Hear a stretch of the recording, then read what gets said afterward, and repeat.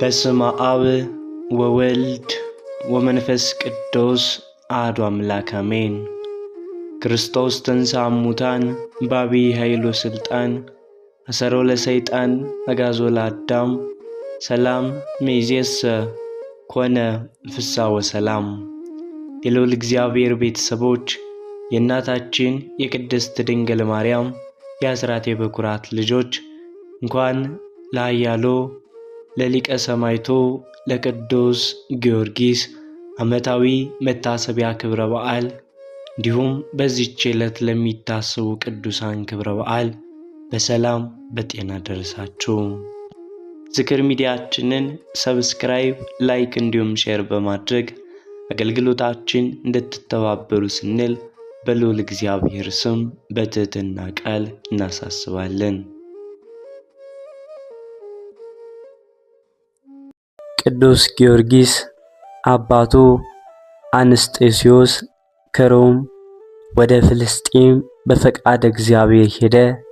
በዚያም ከግዑራን መኳንንት ከታላላቆች መሳፍንት መካከል አንዱም ነበር። ከፍልስጤም ዕጣ ከምትወንደያስ ከተባለች አገር ቴዎስታ ወይንም አቅሌስያ የምትባል ደግ ሚስትን አገባ። ኢቴዎስታ የስሟ ትርጓሜ ቤተ ክርስቲያን ማለት ነው። አቅሌስያ እንደ ስሟ የተቀደሰች፣ የተመሰገነች፣ የተባረከች፣ የተመረጠች በብርሃኑ ዓለምን ሁሉ የሚያበራውን የሰማዕታትን ኮከብ ይሸከም ዘንድ እግዚአብሔር ማኅፀኗን የባረከላት ደግ ሴት ነበረች።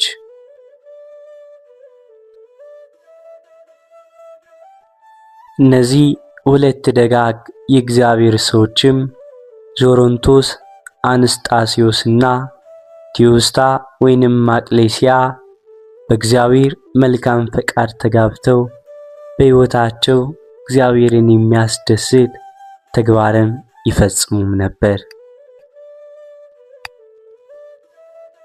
ጥር 20 ቀን በ277 ዓመተ ምህረት በሀገረ ፍልስጤም ልዩ ስሟ ልዳ በተባለ ስፍራ ደም ግባቱ ያማረ መልከ መልካም ሊቀ ሰማዕታት ኮከበ ልዳ ኮከበ ፋርስ ቅዱስ ጊዮርጊስን ወለዱ። በተጨማሪም ማርታና ሲያ የሚባሉ ሁለት ሴቶች ልጆችን አፈሩ።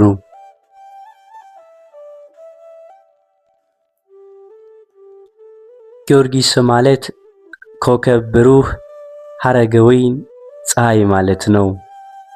ቅዱስ ጊዮርጊስ የ10 ዓመት ልጅ ሳለ አባቱ አንስጣስዮስ አረፈ።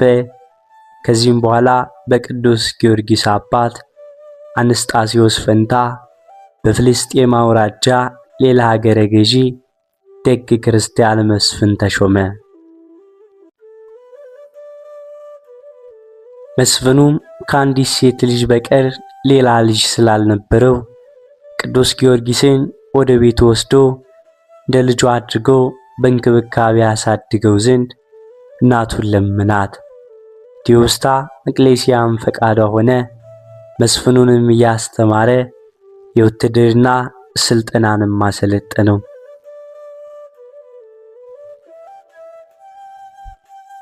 ቅዱስ ጊዮርጊስ 20 ዓመት በሆነውም ጊዜ የቅዱሳት መጻሕፍትን ትምህርት እና ሌሎችን ጥበብ የሚያሰጡት ትምህርቶችን መማር ፈጸመ። ደግሞም ፈረስ ግልቢያን፣ ቀስት መወርወርን፣ አውሬ ማዳንንም ተማረ።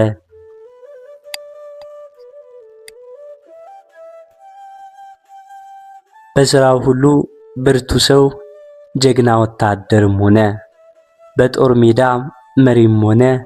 በወታደር መካከልም በሀገርም በጀግንነቱም በተወዳጅነቱ የሚወዳደረው ማንም አልነበረም።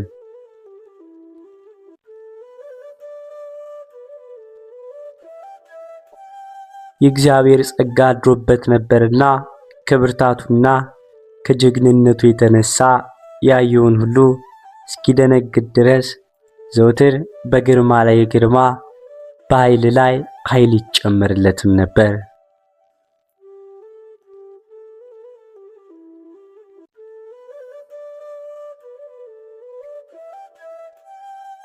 ጦር ሜዳም ወጥቶ ከጠላቶቹ መካከልም ገብቶ እኔ የክርስቶስ ወታደር ጊዮርጊስ መጣሁባችሁ ሲላቸው በፍርሃት ተውጠው ደንግጠውና ተንቀጥቅጠው ይሸሹ ይሮጡም ነበር።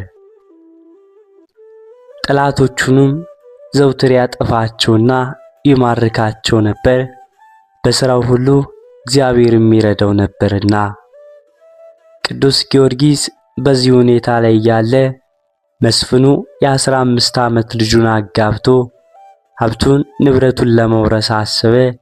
ነገር ግን ንጹሕ ድንግል ሰማያዊ ሙሽራ ያደርገው ዘንድ መድኃኔዓለም ኢየሱስ ክርስቶስ ይህንን ጋብቻ እንዳይፈጸም ለቅዱስ ጊዮርጊስ አመለከተው። መስፍኑ በዚህ ሐሳብ ላይ ሳለ በእግዚአብሔር ፍቃድ አረፈ። ከመስፍኑ እልፈትም በኋላ ቅዱስ ጊዮርጊስ ቤሩት ወደምትባል ሀገር ሄደ። በዚህችም ሀገር ትልቅ መኮንንም ነበር። ሀገሪቷ በኢያሪኮ ዳር የተቆረቆረች ነበረች። በድሮም አንጻር የተሰራ ቅጽርም ነበራት። ግንቧም እንደ ሊባኖስ ግንብ፣ በሮቿም በባህር በኩል ነበር።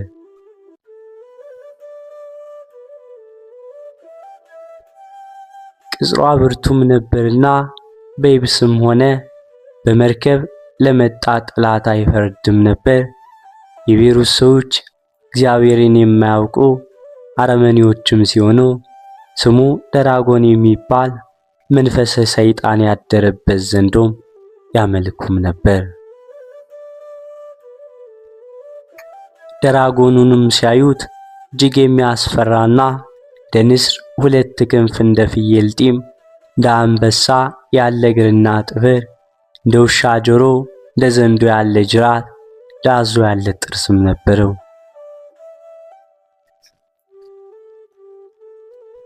የቤሩት ሰዎችም ለደናገሩ ሴቶች ልጆቻቸውን ይገብሩለት ነበር። ከብዙ ዘመን በኋላ የአገሪቱ ሴት ልጆች ባለቁም ጊዜ የሀገረ ገዢው ሴት ልጅ ስሟ ብሩክታዊት የምትባል ቤሩታዊት ለደራጎን ምግብ ተሆነውም ዘንድ ጫካ ውስጥ አኖሯት። የተመሰገነው ቅዱሱ ገናናው ሰማዕት ጊዮርጊስ ወደ ቤሩት ሀገር በደረሰም ጊዜ በጫካ ውስጥ ሲዘዋወር የሀገረ ገዢውን ልጅ እያለቀሰች ብቻዋን ተቀምጣ አገኛት። ቅዱስ ጊዮርጊስም ከዚህ ምን ትጠብቂያለሽ አላት። ለደራጎን እንደተሰጠችና ስለ ደራጎን ግብርም ማስረድቷ ፈጥና ከዚያ አካባቢ እንድትሰወር ነገረችው።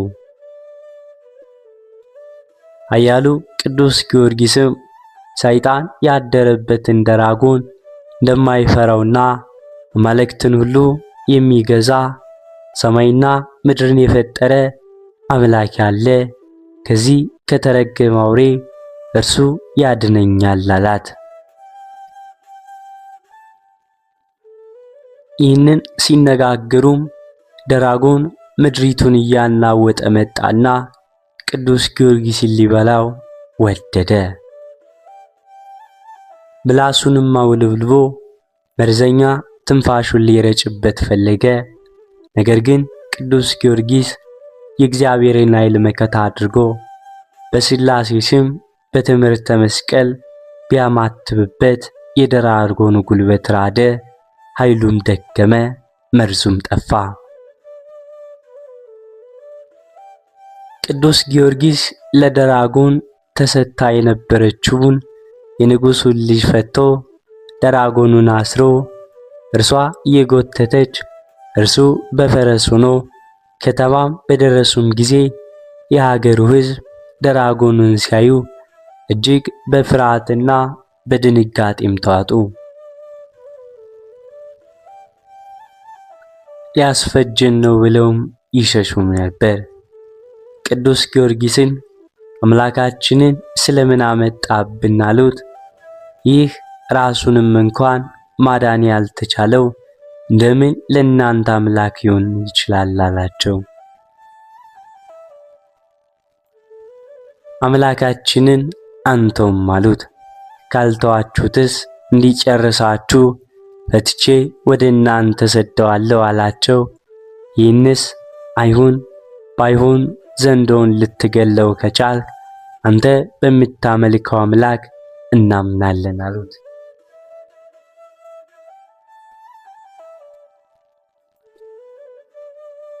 ከከተማም አውጥቶ ዘንዶውን በጦር ወግቶም ገደለው። ሕዝቡም ሁሉ ይህንን አይተው በእግዚአብሔር ስም አምነው ተጠምቀዋል። ድራጎኑን ከገደለበት ከተማም 2 አብያተ ክርስቲያንን አሰርተዋል።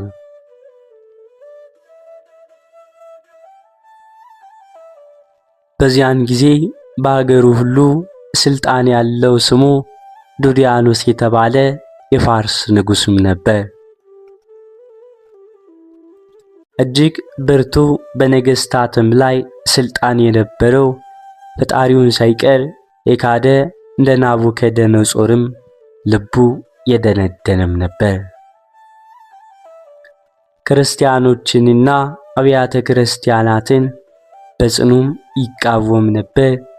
ዱድያኖስም 70 ነገስታትን ሰብስቦ 70 ጣዖታትን አቁሞ ይሰግድም ያሰግድም ጀመር። በዚያንም ጊዜ ቅዱስ ጊዮርጊስም ወደ ንጉስ ዱድያኖስ ከተማ በመሄድ ካላውያን ነገስታት የሰማዕትነት ተጋድሎን ጀመረ። ሰማዕትነት በቤተ ክርስቲያናችን አዲስ እንግዳም ነገር አይደለም። ዛሬም በእምነታቸው ምክንያት በሊቢያ ወንድሞቻችን በሰይፍ ተሰይፈው በጥይት ተመተው ሰማዕትነትን ተቀብለዋል፣ እየተቀበሉም ይገኛሉ። ዘመነ ሰማዕታት በቤተ ክርስቲያናችን ታሪክ መሰረት የስደት ዘመን በመባልም ይታወቃል። ሰማዕት የሚለው ቃል በሃይማኖታዊ አስተምሮ ስንመለከተው ስለ እግዚአብሔር፣ ስለ ቅድስት ቤተ ክርስቲያን፣ በአጠቃላይ ስለ ሃይማኖታቸው እውነትን በመመስከራቸው ጀርባቸውን ለግርፋት፣ ሰውነታቸውን ለእሳት፣ አንገታቸውን ለስለት አሳልፈው ለሰጡ፣ በድንጋይ ተወግረው፣ በመንኮራኩር ተፈጭተው፣ በጦርም ተወግተው፣ በግዞትና በስደት በዱር በገደል ተንከራተው ላረፉ ቅዱሳን አባቶችና ቅዱሳት እናቶች የሚሰጥ ተጋድሏቸውን የሚገልጥ ቅዱስ ቃል ነው።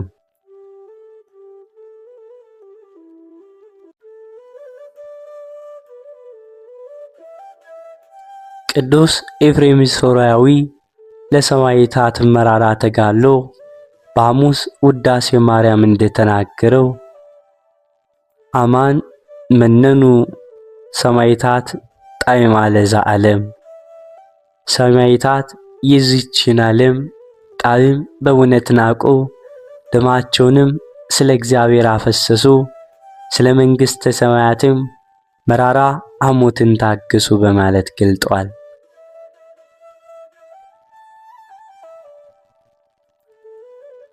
ቅዱስ ጊዮርጊስ የአባቱን ምስፍና ተቀብዬ ልምጣ ብሎ እጅ መንሻ ይዞ ብላቴኖችን አስከትሎ ቢሄድ ሃይማኖታችሁን ካዱ፣ ለጣዖት ስገዱ ብሎ አዋጅ አውጆ ሕዝቡን ለጣዖት ሲያሰግድ አገኘ።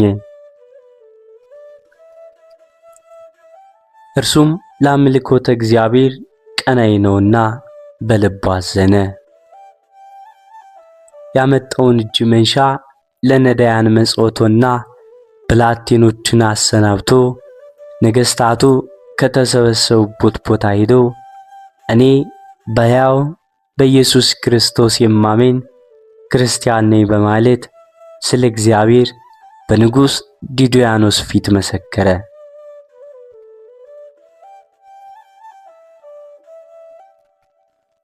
ዲዮዳኖስም የቅዱስ ጊዮርጊስን ማንነት ከተረዳም በኋላ በ10 አይጉር ላይ ሾማለሁ፣ እኔ የማመልከውን አጵሎንን አማልክት አምልካለሁ። ቅዱስ ጊዮርጊስም እኔ የማመልከው ሰማይና ምድርን የፈጠረውን ሁሉን ማድረግ የሚችለውን የቅዱሳን አምላክ እግዚአብሔርን ነውና ሹመት ሽልማት አልፈልግም፣ ሃይማኖቴን አልክድም በማለት በሃይማኖቱ እንደማይደራደር አስረግጦ ነገረው። በአረሜናዊ ንጉሥ ዲዮዳኖስ ተበሳጭቶና ተቆጥቶ በቅዱስ ጊዮርጊስ ላይ መከራ ስቃይና እንግልት አጸናበት። በእንጨት አስቅሎ ስጋውን በመቃጠል አስፈተተው። ረጃጅም ችንካሮች ያሉበት የብረት ጫማ ጫምቶ እንዲጓዝ አደረገው። ደሙም ፈሰሰ፣ ስጋው ተበጣጠሰ፣ አጥንቱም ደቀቀ፣ መጓዝም ተሳነው።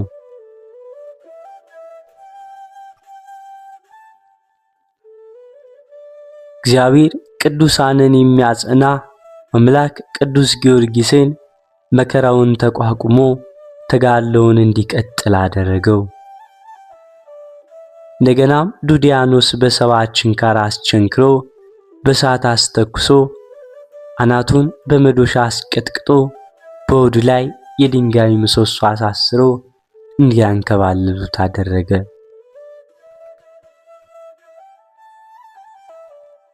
ቅዱስ ጊዮርጊስ የማይሞት ቢሆን ስጋውን በመጋዝ አስተልትሎ ጨው ነሰነሰበት። ስጋው ተቆራጦም ወደቀ። በዝግ ቤት ትተውትም ሄዱ። እግዚአብሔር በእጁ ዳሶ አስነስቶ ገና 6 ዓመት ስለ ስሜ ትጋደላለህ፣ 3 ጊዜም ትሞታለህ፣ በአራተኛው ታርፋለህ ብሎ በመከራው ጸንቶ የድል አክሊልን እንደሚቀዳጅ ቃልም ገባለት። ቅዱስ ጊዮርጊስም ሲነጋ ሂዶ ዲዮዳኖስን አንተ ከሃዲ ፈር፣ አምላኬ መድኃኒቴ ኢየሱስ ክርስቶስ አዳነኝ አለው።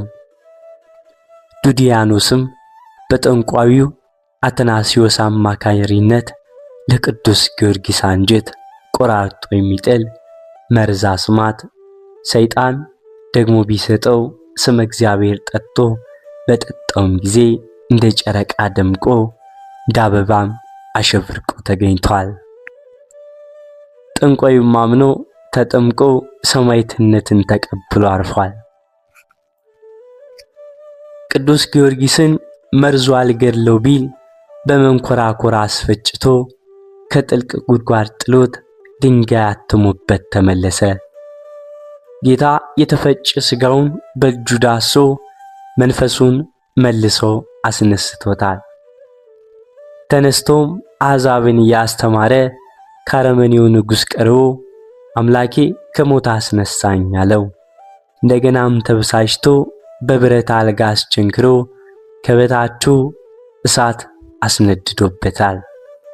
እሳቱም ደሙ ቢንጠበጠብበት ጠፍቷል።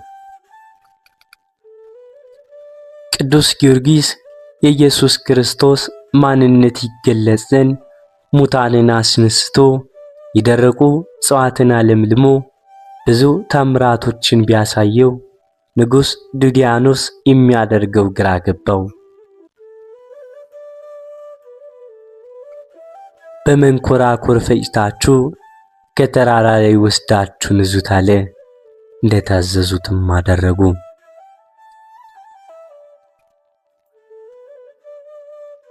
ስጋው ያረፈበትም ሳር ቅጠሉ ድንጋዩና እንጨቱ ሁሉ ጊዮርጊስ ቅዱሱ ለእግዚአብሔር ጊዮርጊስ ሰማዕቱ ለእግዚአብሔር እያሉ አመስግነዋል። እግዚአብሔርም ቃሉ ሕያው ነውና ስማተኛ ከሞት አስነስቶታል። መከራና ስቃይ ያጸኑበት ጭፍሮችም የቅዱስ ጊዮርጊስን መነሳት አይተው ደንግጠውና ፈርተው ከእግሩ ስር ወደቁ፣ አምነውም ተጠመቁ።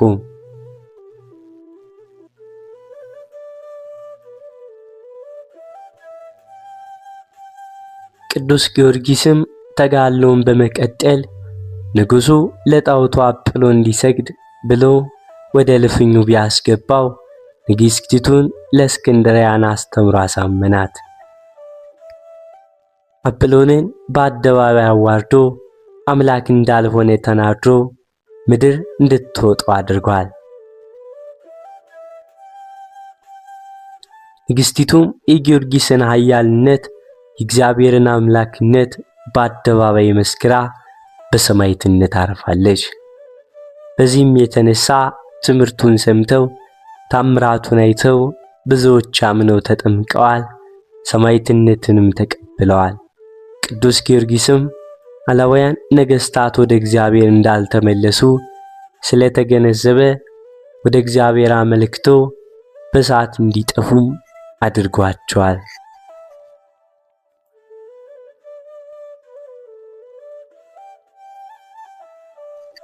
በእምነታቸው ምክንያት ስደት፣ እስራት፣ ግዞት፣ ስድብ፣ ነቀፌታ ሲደርስባቸው መከራውና ስቃዩን እንግልቱንና ስራቱን ስደቱን ባኮቴት የሚቀበሉ ምዕመናንን ጸዋትወ መከራም ለመግለጽ ቤተ ክርስቲያን እንደዚህ ያሉትን ማኞችን ሰማዕት ዘንበለ ደም ትላቸዋለች። ምክንያቱም የእነዚህ መከራ አቀባበል በሰይፍ መሰየፍ በእሳት መቃጠል ሳይሆን ከላይ የተገለጡትን ስለ እግዚአብሔር ብለው በትዕግስት የሚቀበሉም ስለሆኑ ነው። በዚህም ተጋድሏቸው ሰዎችንና ልዩ ልዩ ስቃያት የሚያደርሱባቸውን ኢአማንያን ጭምር ወደ ክርስትና እየጠሩ ለሰማዕትነት የሚያበቁ በመሆናቸውም ነው። ቅዱስ ጊዮርጊስም ገድሌን ያጻፈ የጻፈ መታሰቢያን ያደረገ በስሜ ቤተ ክርስቲያንን ያነጸ በመከራ ሆኖ በስሜ የተማጸነ ሁሉ በስጋው ረድኤትን በነፍሱ ምሕረትን የሚያገኙን ብሎ እግዚአብሔርን በለመነው ጊዜ ምድር ተናወጠች፣ ሰማያት ተከፈቱ። ጌታችን መድኃኒታችን ኢየሱስ ክርስቶስ መላእክቱን፣ ነቢያትን፣ ሐዋርያትን አስከትሎ ሰላም ላንተ ይሁን ወዳጄ ቅዱስ ጊዮርጊስ ሆይ የለመንከው ሁሉ ይሁንልህ ይደረግልህ ብሎ ከማኅበረ ሰማዕት መካከልም የሚመስልህ የሚተካከል የለም ብሎ ቃል ኪዳን ገባለት።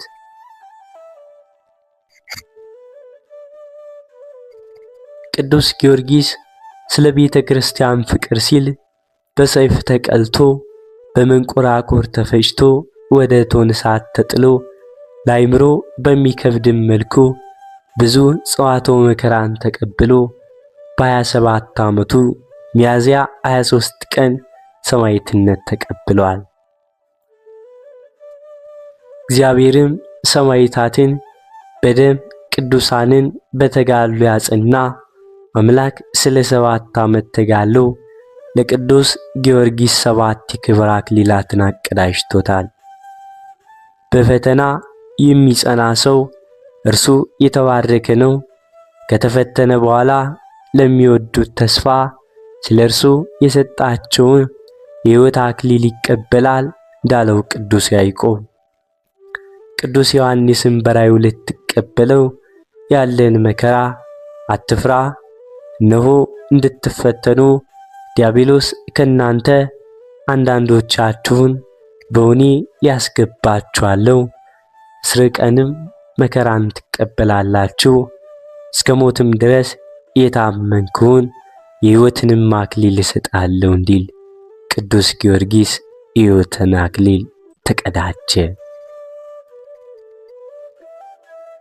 በእምነታችን ምክንያት የሚመጣብንን ማንኛውንም መከራና ፈተና ተቋቁመን እስከ መጨረሻው በሃይማኖት በምግባር በትሩፋትና በንስሐ የተመላለስን መድኃኔ ዓለም ኢየሱስ ክርስቶስ ለኛ ብሎ በመስቀል ላይ የቆረሰውን ቅዱስ ሥጋ እናም ያፈሰሰውን ክቡር ደም ተቀብለን የስሙ ቀዳሽ የክብሩ ወራሽ እንሆን ዘንድ አምላከ ቅዱስ ጊዮርጊስ በረድኤቱ እንዲጎበኘን እንለምነው፣ እንማጸነው።